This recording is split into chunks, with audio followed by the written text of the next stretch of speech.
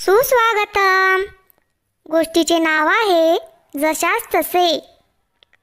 निर्धन शामू मजुरी करून संध्याकाळी घरी परत येत होता.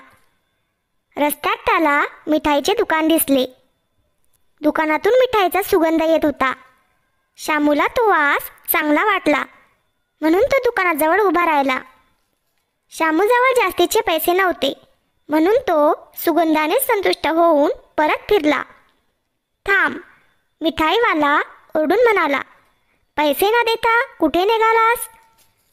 पैसे? पण मी मिठाई तर घेतलीच नाही, शामू आश्चर्याने म्हणाला.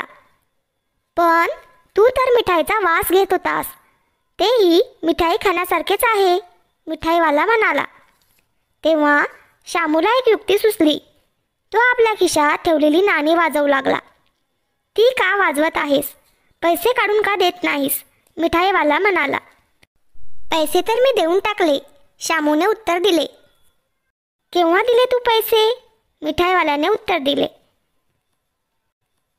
मी मिठाईचा सुगंध घेतला, तू नाण्याचा आवाज ऐकला, हिशोब बरोबर झाला, चतुर शामू म्हणाला आणि तेथून निघून गेला.